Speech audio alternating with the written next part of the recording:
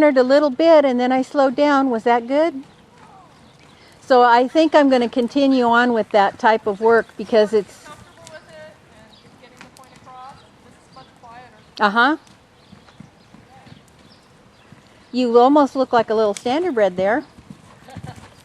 I like a canter. She picked up her back before she broke into it.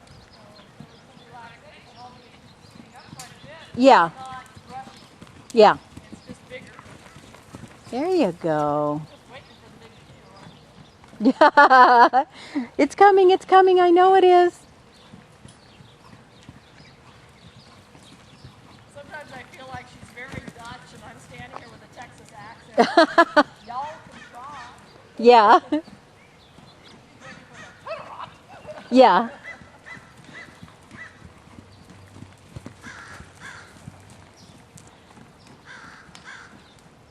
The Mule Man's on a cattle drive this week. I think I told you.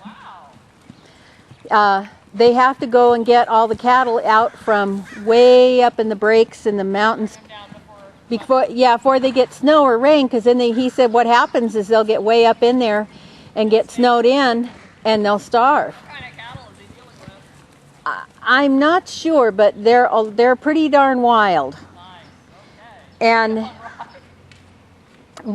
some of his favorite things to do, if there's a bear or a mountain lion that's harassing the stock, he gets his dogs and he said we exercise them. The mountain lion or the bear. We run them into the next county. And he said we'll go out and stay for 2 or 3 nights. And the dogs will tree the cats or the bear. This is all being termed, you know. So we're going to exercise the mountain. Yes. The dogs are treating the cats. Yeah, we're going to run them into the next county, make them uncomfortable, and have them go, somewhere else and stay off the cattle. Something else with it. Yeah. And he said the dogs love it, the horses love it, and we love it. And he has all kinds of stories about... Now, he goes by the moniker of Mule Man, but does he actually have mules? He was a dyed in the wool. The only thing you should ride in the mountains and stuff is a mule. Then he cowboyed on ranches and stuff. He got into mules, and his basic story from what I know is there's a story on there saying I ran into me today. Okay. And he said he came across this big, tall, handsome young fellow with a mule trying to get it to cross the river. And he said he was whooping on this mule and just going after it. And he said, I looked at that young man and I thought, that was me 10 years ago, 20 years ago. I thought I knew it all. Nobody could tell me a thing. So he'd be a mule. And I was going to beat this son of a gun. Make him do this. Yeah. Yeah, mules And have a different way of handling that. yes. And he said, what changed me was I had a horse that I was told to be careful of by good people that knew me. Yeah. And I was so cocky, I was like, puh. Right, I can handle that. And he said, this horse threw me and really hurt me. And I think he broke his back. And there was a good chance that he was going to wouldn't be able to walk. Wow. And he said he had kind of his come to Jesus that, maybe muscling these horses around and not paying attention to them. Maybe And, I should have listened. maybe I ought to have a little respect for these animals and that they have an opinion. Yeah. And he said You that, get to the point where you find out that, yeah, they really are faster than you are. A lot stronger. Too. yeah. The first time you get dragged around the paddock by a yearling, you have to admit that. You're a yearling. You outweighed. Right. So that's when he started following. I guess he worked some with Ray Hunt or Tom Dorrance, one of those guys.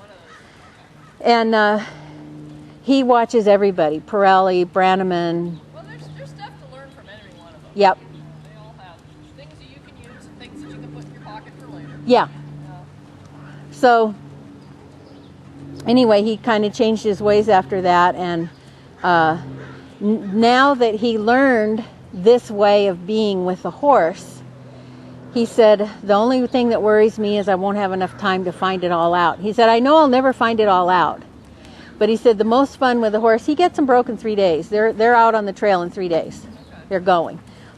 And he said the foxtrotters are born so broke that he said it's really almost no fun.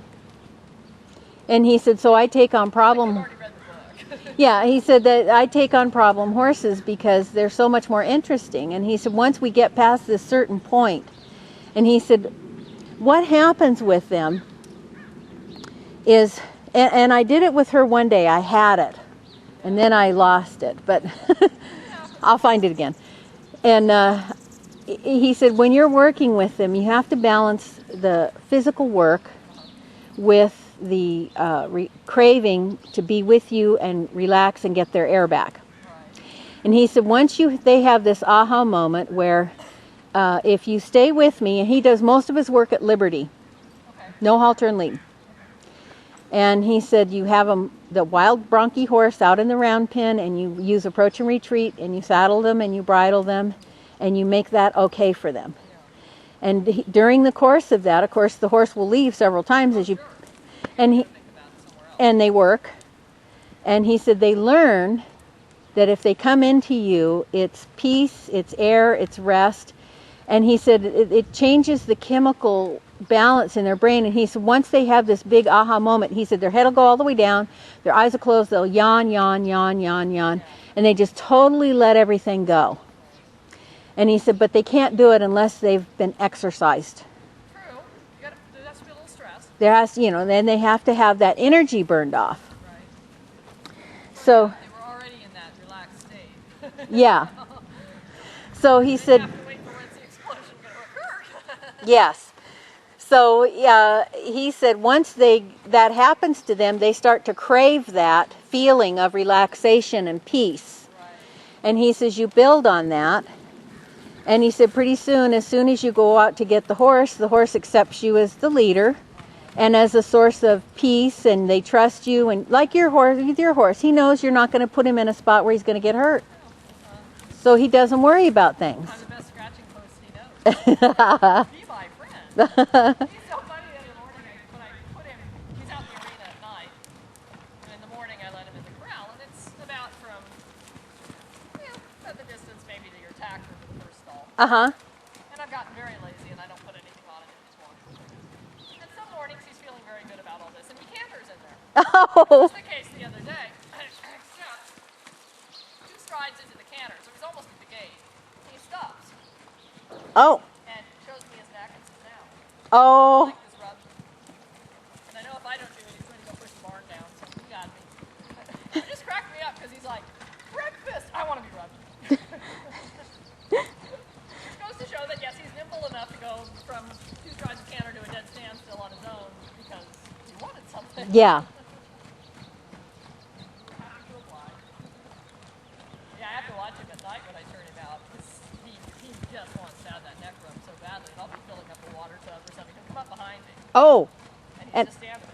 I bet he's quiet too, isn't he? Oh yeah, well, as quiet as you can be with size 8 hooves. Yeah. It's in sand, so yeah, that's about as stealth as it gets. That was actually a funny comment my student had the other day when we were riding or crossing the street. There's nothing like size 8 horseshoes hitting cement.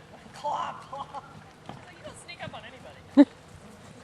When I go up to Phelan, like we'll go up there a couple of weeks, they have an aqueduct and there's a concrete path that crosses over it.